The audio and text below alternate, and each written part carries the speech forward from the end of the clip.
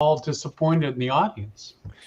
Well, I think we're excited. Now, we're going to go ahead and launch ours now. I'm really excited to have you, Lloyd, because this is real. This is not a podcaster just selling some fake information. We're not just filling time. This is the LA County Real Estate Investor Association Tuesday podcast every 3 p.m. every Tuesday at 3 p.m.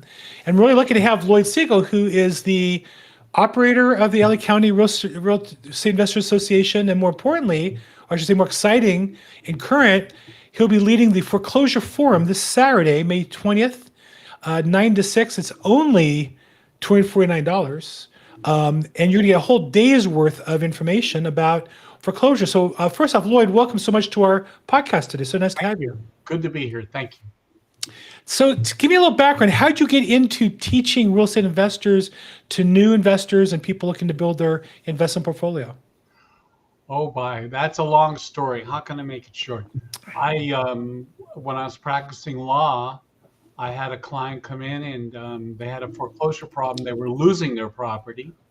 And I went researching and found no books whatsoever on how to help people that are in foreclosure from a legal aspect. So I started writing a book about stopping foreclosure, which was eventually picked up by Nolo Press. And Wow. the American Management Association published it nationwide, Stop Foreclosure Now. And then from that book, people started asking me, why don't you do a book about the other side of it, investing in properties, which I had already been doing. And so I wrote that book and it's expanded from there. So is this an area that you've done well in, and is also an area that I get asked the most about? Of anything that I get asked by new investors or people who want to get started in the business, or maybe people who rent a couple properties but want to expand into a business, is distressed properties and foreclosures. So talk a little bit, first off, explain what is the difference between a note and a deed of trust versus a mortgage. Give me a basic idea of what we're talking about when we talk about foreclosures. A note is a promise to pay. It's a written document that says, I promise to pay back the money I'm borrowing. It's either secured or unsecured. If it's unsecured, you end up going to court if the people default. If it's secured, it means there's, in this case, real estate securing the loan. And the way you secure it is you obviously can't take the house and the lender hold on to the house. So we've created this whole system that started back in England 300 years ago, where their documents were recorded in the county recorder's office that said that the property is being used as security. That document is a deed of trust. Now, if you take a promissory note and a deed of trust and you put them together, that's a mortgage. And actually, things started with a mortgage before the whole deed of trust note idea. The mortgage was something that originated in England and then came to America and slowly spread across the United States legally as a mortgage. And then something happened in the last century, and the mortgage transitioned to this new document called a deed of trust. Which is what we use primarily in California. Other states, some still use mortgages, some don't, but in California, it's almost All exclusive. the states that are west of the Mississippi River are deed of trust states. All the states that are east of the Mississippi River are mortgage states. Now, I know that there's a lot of different types, but there's one primary distinction in foreclosures, judicial versus non-judicial. I know about judicial foreclosures in that I go to them. They are held in LA County at the Moss Courthouse, first floor. Sheriff offers it. Somebody sued somebody. The winning party forces the sale. The judge, judicial foreclosure, forces the sale, and the sheriff auctions the property off. But that's really rare. There's maybe one or two scheduled a week, and maybe 10 happen a year in LA County. 95% of all foreclosures in California are non-judicial. Non-judicial. So what does that mean? How's that different? It's not the sheriff selling it at the courthouse, but it kind of is, it kind of isn't. What is the difference? The difference is, well, first of all, let's drop back. The deed of trust, what distinguishes it from a mortgage is within the document is the power of sale, which is why all the newer states decided this is a lot more efficient.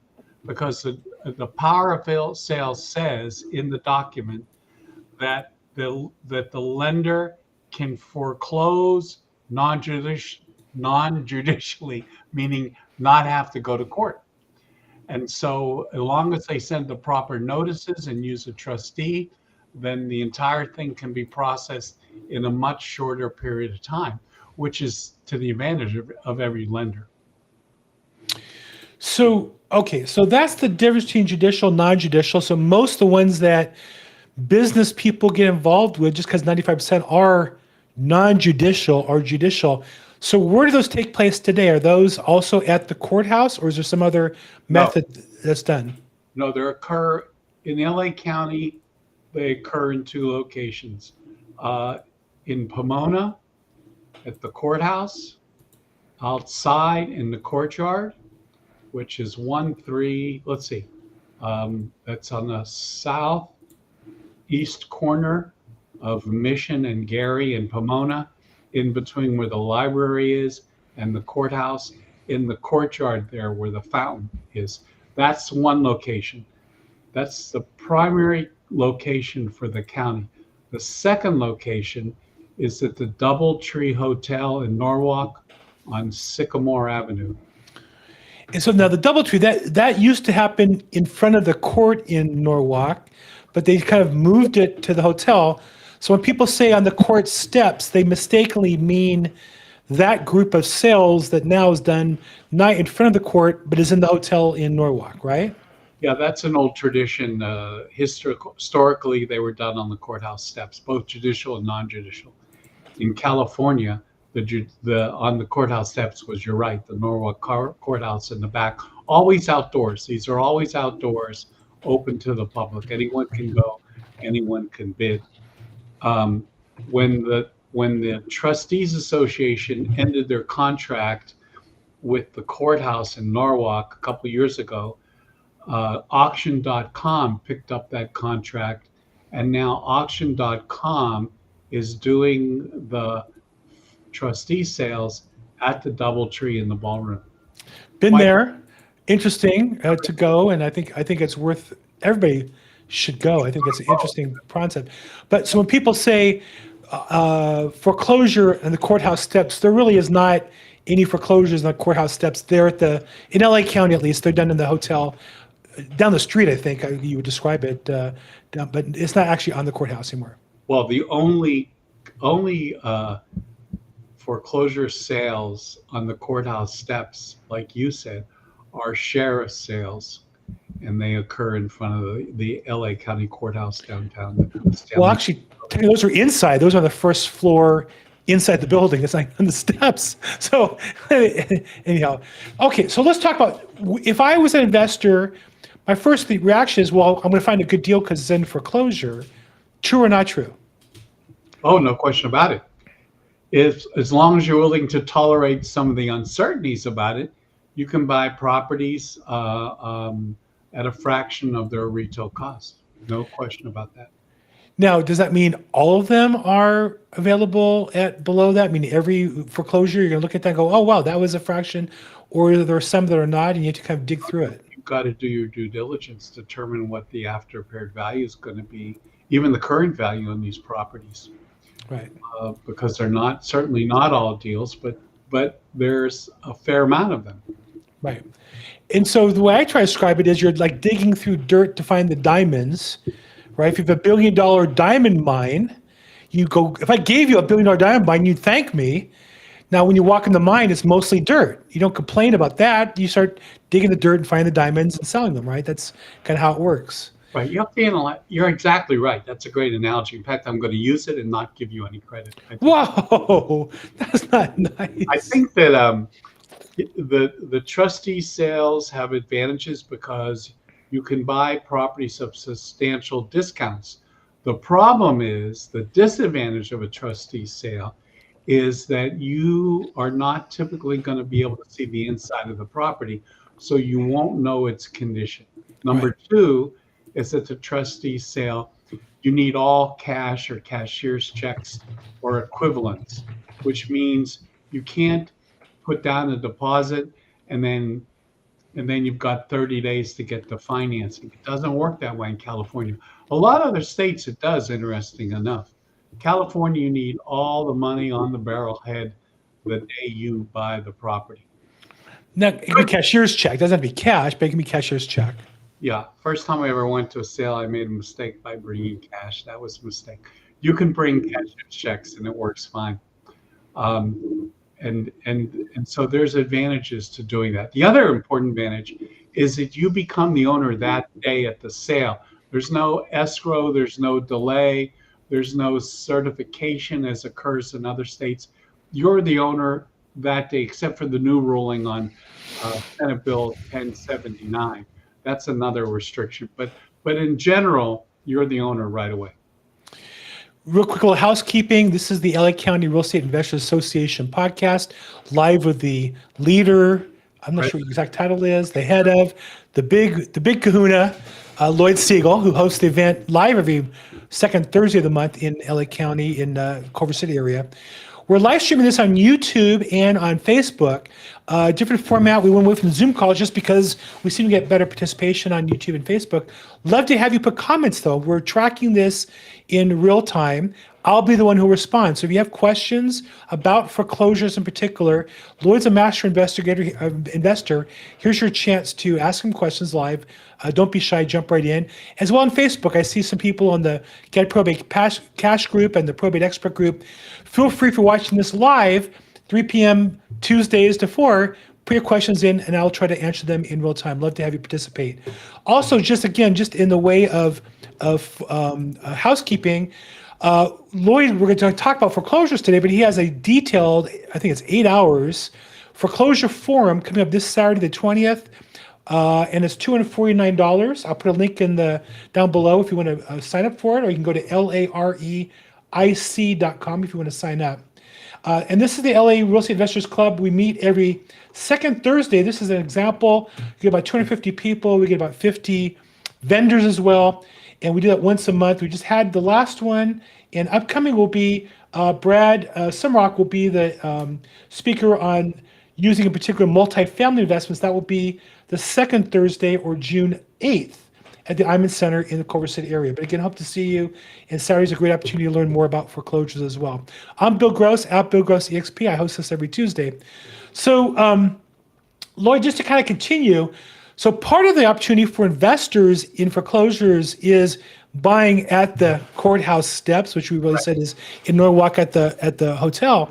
But also there's opportunity to call these owners who are facing foreclosure and help them avoid foreclosure and maybe work out the property, get the property at that time. Talk a little bit about the idea of stopping foreclosures and what you can do to negotiate deals on behalf of homeowners.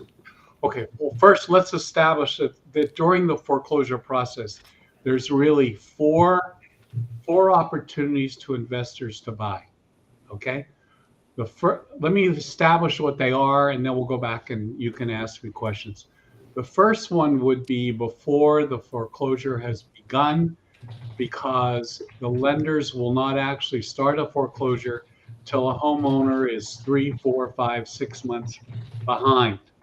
So we have those people. Number two would be once the foreclosure has started, and that would run from the notice of default all the way through to the day before the trustee sale. There, you're going to deal directly with the homeowner. Number three is what we just talked about, buying at the trustee sale. Number four is if nobody buys at the trustee sale, it automatically goes to the lender because they had the first and highest and only bid. Then it becomes an REO with the lender. So now you're dealing with the lender directly as an REO. 4 opportunities. Now, which one do you want to talk about first? Well, let's talk about the first one. The first one is while the buyer has it and they're struggling, they're not sure what to do with it. Is that kind of like taking advantage of the homeowner? Is it helping them out of a situation? What would you describe that? No one's taking any advantage of homeowners. If anyone knows me, I've written books to how homeowners can stop foreclosure. My book, Stop Foreclosure Now, was awarded USA Book News voted the best personal finance book of the year because it helped people that were in danger of losing their homes, how to avoid losing them. So when we talk about investing, we're not taking advantage of people. We're probably getting them out of a bad situation, and at the same time, maybe giving them some cash along the way. So it's a win-win on both sides. It's also a win for the lender because they don't want these houses back. Lenders foreclose to try to collect their money, not to get the property. So the first one would be before the first stage where you can buy properties would probably be the before the foreclosure is started. I call this pre-foreclosure, although a lot of people call while it's in foreclosure pre-foreclosure, which doesn't make any sense to me. Anyway, before the notice of default is filed, people are behind in their payments. Contact the homeowners directly, and you'd be buying from them with nothing to do with the lender or the trustee or anything else. And so how do you get this? One answer I know is at the Vendors Expo. You do, not the Vendors Expo, the monthly event. You have vendors right there who sell the data to Right. people who want to participate. So you, title companies, there's some websites that sell it. You can also get it from the credit bureaus. They all will give information about who's late on their mortgage payments. Foreclosures Daily is one of your longtime vendors. I know, as an example, has that kind of data. Okay, so that's with the homeowner. Now, what do I say to them? How do I help them, and how do I make money in the deal? That's what you're going to go into detail on Saturday. Give me a high level though. What are we doing at that point that helps the seller or the homeowner with the property that also ends up me potentially making money on it? Oh, before I go further, all those you watching live stream, feel free to ask questions. I see we got a bunch of people on YouTube. We just got a question from Facebook. I'll get to that one, but feel free to ask questions. We'll catch them in real time. So again, at a high level, Lloyd, what do I do with a homeowner who's behind on his payments? How do I help him, and how do I help myself and get paid? Homeowners behind the payments has a problem. We don't know whether they lost their job or there's an illness or a death or they moved away. It could be a whole litany of problems. We want to relieve them from the problem by buying their property. And in that process, get them some cash, get them off the deed and get them off the loan. That is the advantage to them by selling their property. Now, not everybody wants to sell that's behind on their payments, Right. but we're buying those that do want to sell. You know, in my experience, there are those who do and those who don't. Those who don't, many should. And whoever is properly trained or experienced to help them discover that helps them and gets paid, right? That's kind of what the job is. As you get closer and closer to the actual trustee sale, more and more people realize they need to sell and often will make bad deals at the end. We're getting to them at the very beginning where they're behind on the payments and the lender hasn't even started foreclosure yet. The advantage to the investor of going after these people is that nobody else knows yet that they're behind on their payments. No notices of default have been filed yet, because once the notice of default is filed, then there's an onslaught of phone calls and door knocking and postcards and letters. So that's the advantage of dealing with people at this early stage. But that requires a little bit of knowledge, a little bit of comfort, a little bit of experience. It's not just knowing the numbers and saying, I'm going to buy the property. You really have to work with people, listen to people, be empathetic, I would imagine. Yes. Now, if I am I starting out with your program, I mean, I have a business, I have money put aside, but I know a lot of people are either changing lifestyles or starting out in their careers, don't have money. How can I help a home owner who has a property, they're behind on their payments? If I don't have any money, I can't afford to pay off the mortgage, I can't afford to buy the property. What are some of the options? But you can wholesale it. You can get that property under contract and sell it to me or other investors. We would gladly pay you some money in order to get that deal. Great. So literally you have no money at all. Once you find a party, if you're able to help them and there's money in the deal to be made, they could bring it to you to put a wholesale deal together, or you can connect them to somebody else. You have a whole, Fast. you got to act fast. Okay. So that's number one, structuring the deal, negotiating with the property owner. Do you also come in and talk to the property owner and negotiate, or is that something that they have to do, or do you have people who do that? How's Both. I think wholesalers get deals under contract all the time that are in foreclosures. and talk to the homeowners themselves. Sometimes they call me in or other investors to Got it. deal directly.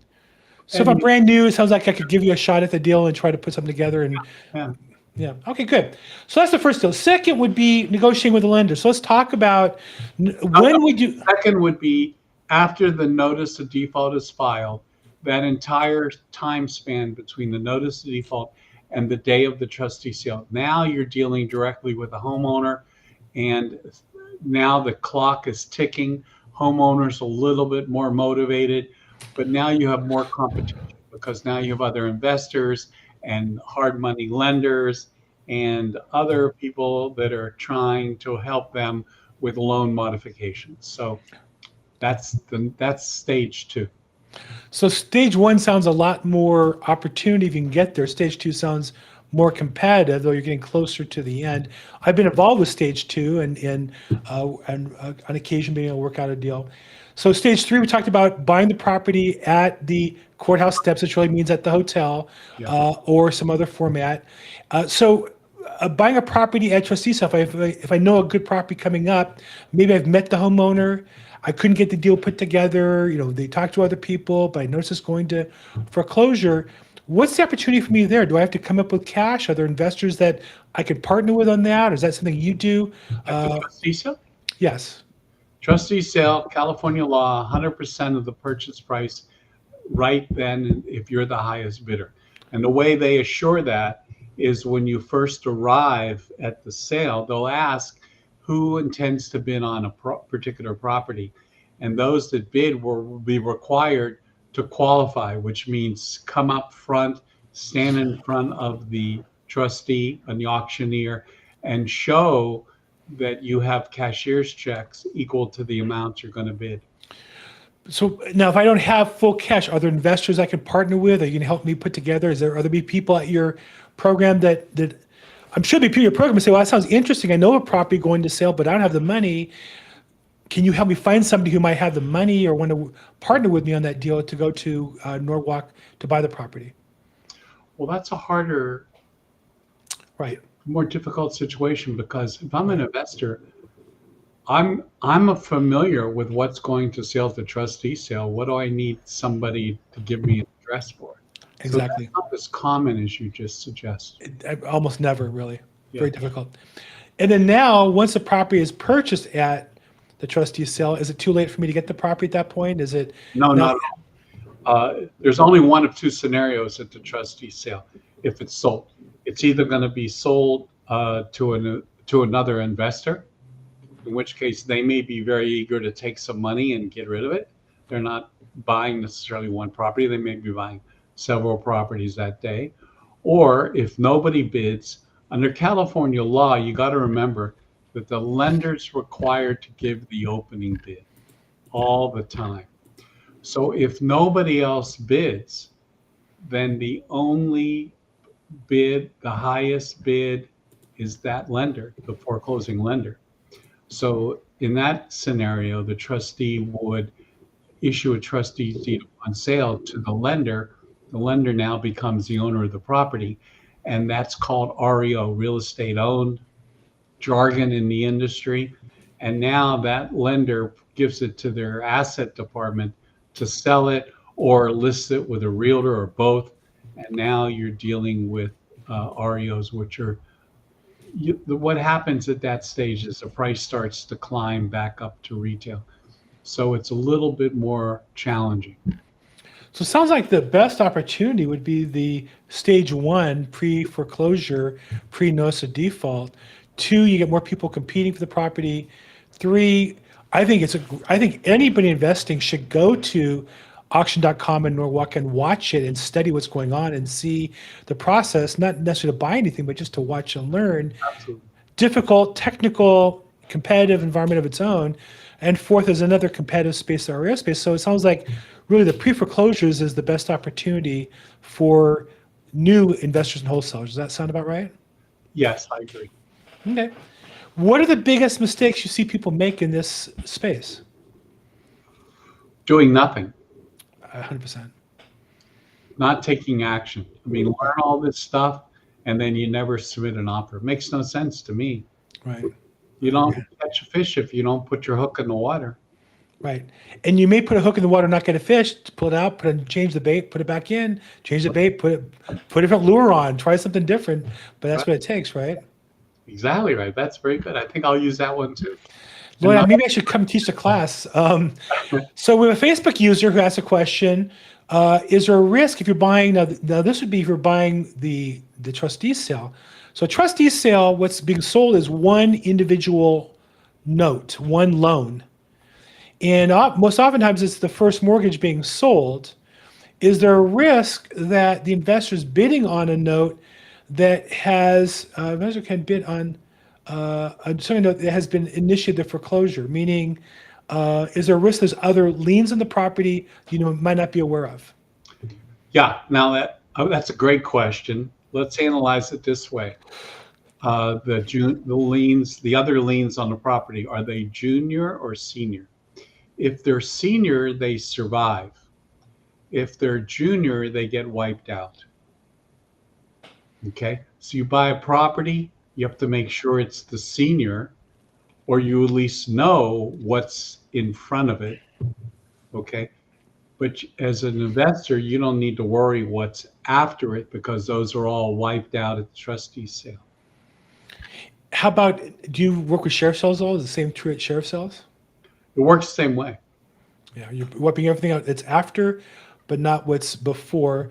Sometimes the after loan will be subordinated, so you have to kind of look for subordination agreement. That's very rare. It happens as well. Right, and if there is a subordination, it'll be recorded. You usually know about that as part of your due diligence, checking with the county recorder's office or using your title company to check.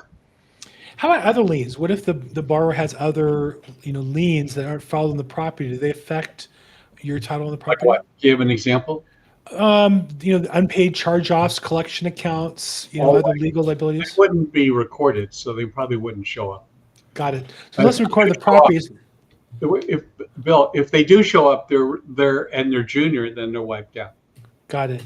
So and it has to be recorded as well. If it's not recorded, it doesn't count. Right. Got it. Good to Great. see. Okay, good. So look, again, I just want to make a quick reminder. If you're watching this live, we got a bunch of people on YouTube today, which is great, and on Facebook. Feel free to ask questions, answer. Also put in your information if you're in the business, what do you do, where you do it, your name, number, phone number, explain what you're looking for. If you're looking to invest, need some help, put some information there, and let's make sure the community gets involved. So Lloyd, I missed last week, Thursday. We had a great program for ladies in real estate. This coming month, you're going to have Brad Summark going to talk about multifamily investing. Let's talk a little bit. Let's step back for a second though. What's your theory, or what are you trying to do overall with these monthly investors? They seem to cover different areas of real estate investment. What's the goal of bringing in different investors and different speakers that cover different topic areas rather than the same thing all the time?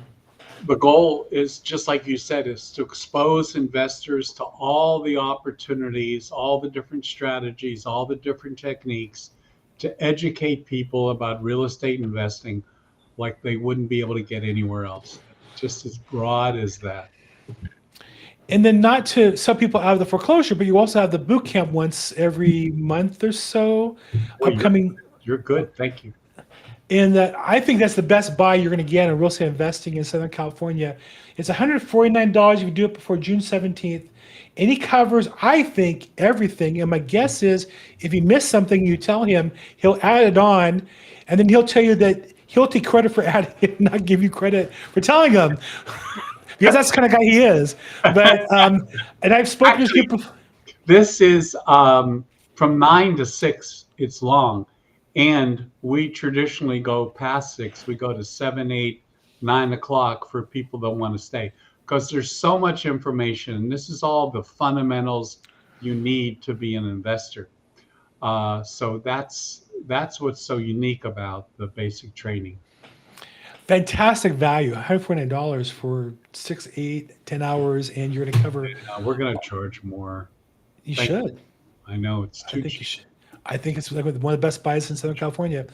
So let's talk about, in general, though, investors building a business.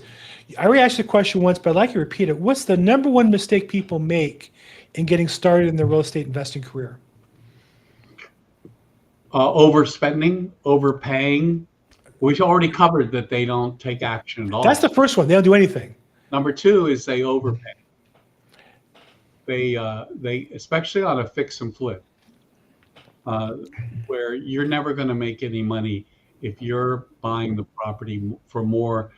I like to say 65% of ARV. And I get investors all the time that come to me later and start telling me they're in trouble and they got rid of the property. And we go back and analyze it, and they bought the property at 70, 75, 80% of ARV. Hold on. ARV is after repair value.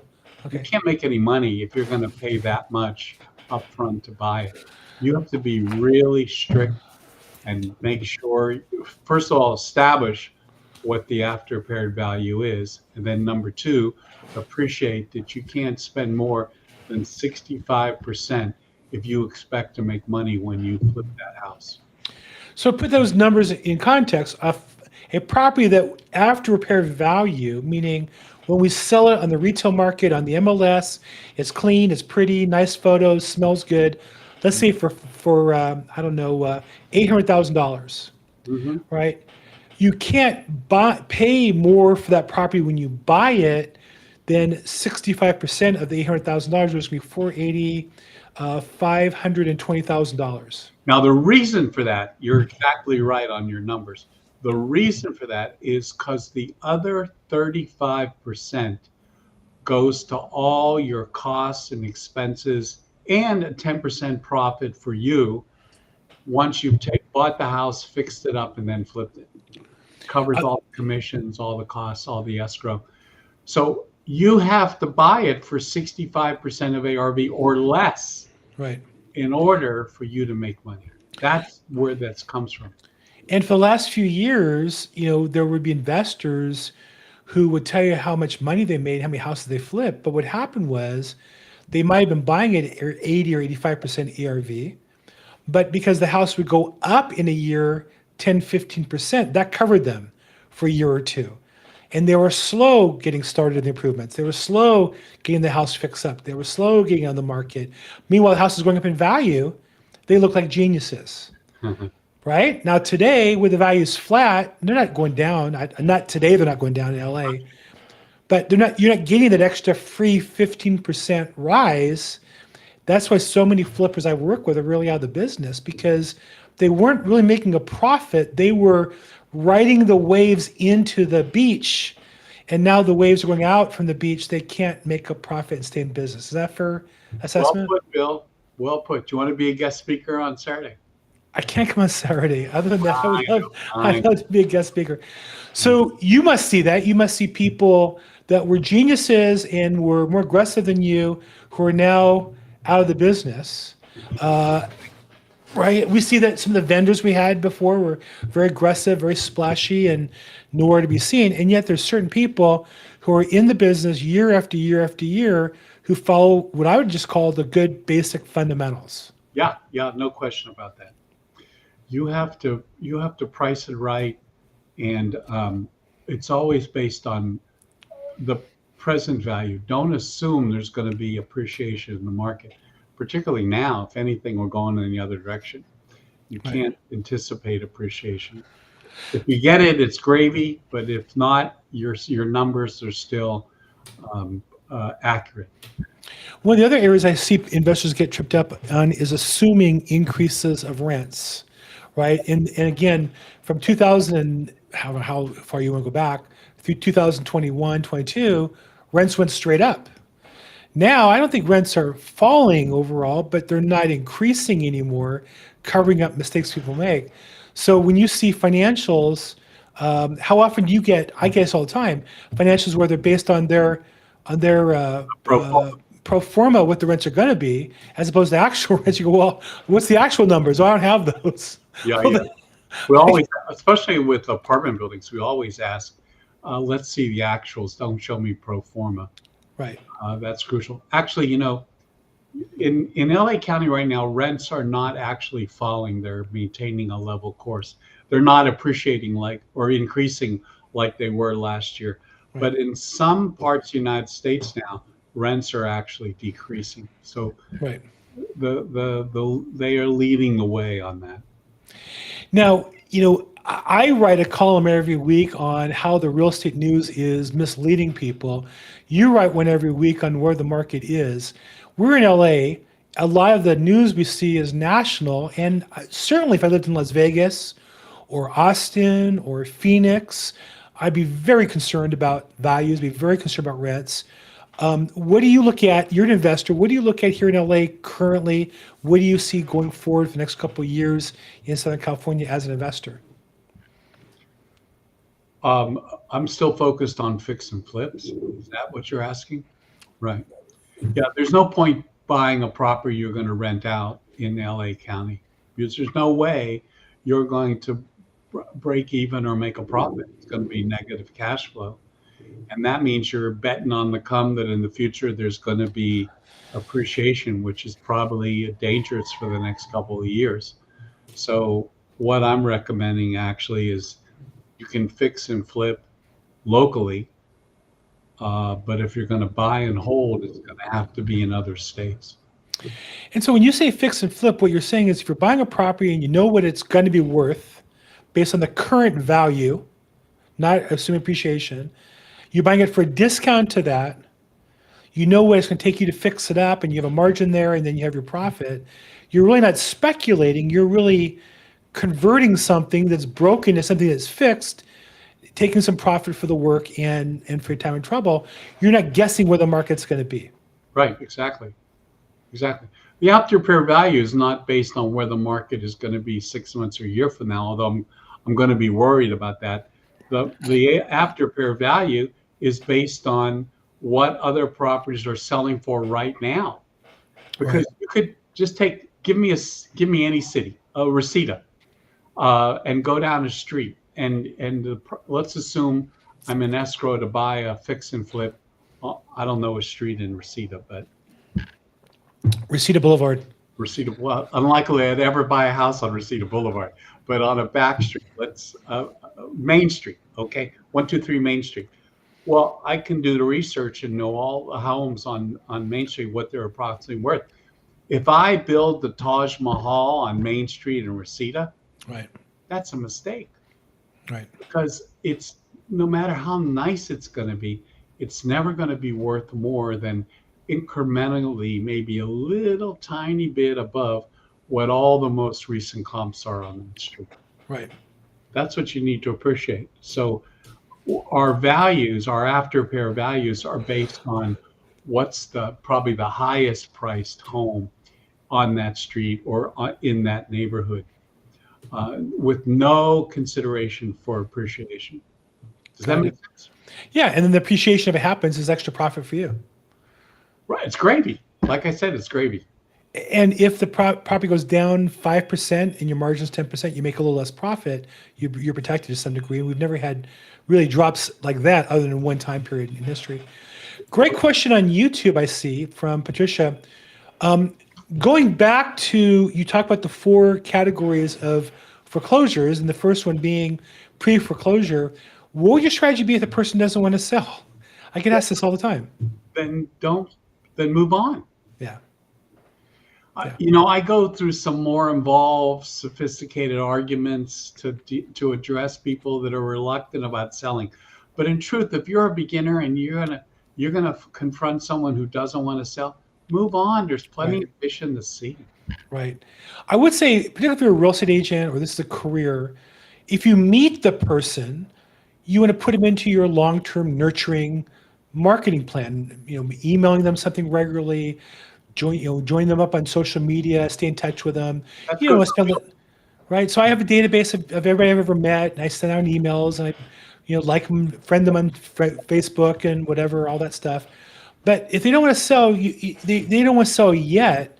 You want to be there when they change their mind, but that you don't want to try to beat somebody into selling a house that doesn't want to sell a house. And in foreclosures, so many times, I've seen this where I know they need to sell, eventually, but they don't see it yet. So they're going to be there for 6 months or a year or 2 years. Oh, that's a good point. Is maybe you get their information and send them some follow-up postcards for the next 3 months. Maybe that's a possible way of dealing with it. You're exactly right. Right. Yeah. Okay, good. Thank you. Patricia, thank you for joining on YouTube. We got a very active YouTube group there. And again, feel free, all you guys watching us on the live stream, put your name, number, contact information, what you do, what you're looking for. I'd love to help you. And then Patricia asked another question. I think Patricia's going to get the award for best questions today. So how much is the cat when you do go? Now, again, you said there were 4 stages. All the time. Pre-foreclosure, at the foreclosure sale. So I'm sorry, during the foreclosure period, at foreclosure sales level 3, when you go to the trustee sale in Norwalk and LA County, how much should the cashier's check be? And then who's it made out to? Okay. So number 1, make it out to yourself. Okay. Number 2, your cashier's checks, you want to get more than one because different things can happen, different scenarios. So here's the easiest way. First of all, you need to establish what's the most you're going to bid for this house. Let's assume 600,000 is the most you're going to bid for this house. Okay, start with that. So I don't want to get a cashier's check for 600,000 because if the opening bid is let's say the opening bid is 450,000. Well, if it sells for 500, then I've wasted 100,000, which I'm not going to get back for a week or so when the trustee gets around to mailing me a check. So I would bring one cashier's check for 450,000, which we know is the opening bid. We know that's the opening bid. Now, I'm most I'm going to spend is 600. So now I have what is that? 150,000 to deal with. I might get 3 cashier's checks, 3 more for 50,000 each. I may get 2 for 25,000 and then only 2 for 50,000, increments like that, so that I can minimize how much I have to give the trustee without worrying when I'm going to get a check back. That's all you need to worry about. Yeah. Yeah, a little different when you go to sheriff's sales, you have to bring 10% of what your maximum bid's going to be. When you go to probate court, you have to have 5%, 10% of the opening bid. And then you've got some other time to get your financing. Yeah, you can use hard money financing. There, you can and you can't. A little complicated. Depends on the case. That's why you need a probate expert to help you. But generally speaking, you can bid 10. You can show up a 10% cashier's check. You don't really need the rest. Some of the listing agents, attorneys wrongly require more, but you can challenge that if you don't want to come up with that extra. So there's some different strategies to use there. But yeah, so in your case though, on a trustee sale, notice of trustee sale, you would want to bring the full amount and then have different cashier's amounts so you can mix and match in a 5 and 4 ones also. California is the exception to the rule where you're required to have 100% at the trustee sale.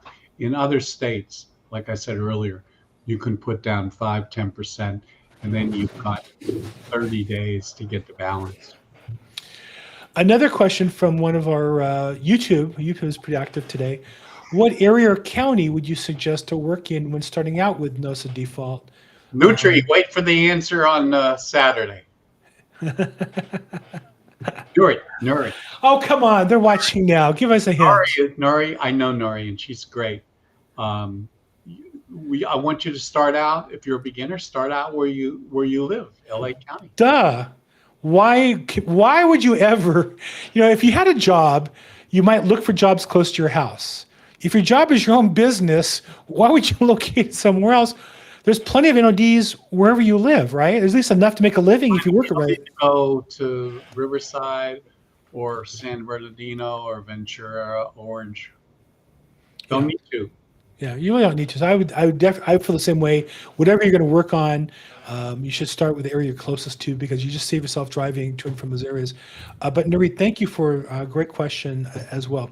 Okay, I think we're kind of going up against time. I think we answered all the questions in the group.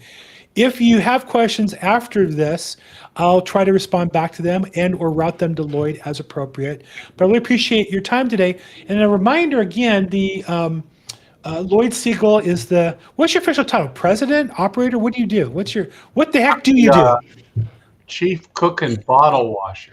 No, I know other people do all the work. You don't do any of it, actually. President. Did I say that? President. There you go. Of the Los Angeles County Real Estate Investors Association. The cheat is LAREIC.com. And I promote this all the time because we have a great event the second Thursday every month. We get about 250 people there. We have 50 vendors. And the speaker this upcoming month is Brad Sumrock, who's going to talk about multifamily. That's Thursday night, June 8th. Before that, you have the opportunity to come to the Foreclosure Forum, where this handsome guy who looks like Indiana Jones, I don't get the connection there to all that, the author of the book Foreclosure Investing, this coming Saturday, May 20th, only $249 still, and you'll get a chance to go at least 6 hours deep with an expert on foreclosures, how to get involved with foreclosure properties. And then in June is the boot camp program. I think it's the best buy in all of Southern California. $249, 8 hours or more, covers all these areas of real estate investing. Lloyd Segal, thank you so much for working with us. Thank you so much for allowing me to come to your events once a month. Thank you for letting me host this podcast. Thank you for being on today and sharing your wisdom with everybody. Thank you so much. Thank you. Thank you. And again, I'm Bill Gross. We do this every Tuesday, 3 p.m. We live stream on YouTube and Facebook. It's recorded as well. I'm at Bill Gross EXP on all the social media. If I can help you in any way, please reach out. Thank you all so much for watching today. And as always, make today your best day ever. Thank you so much.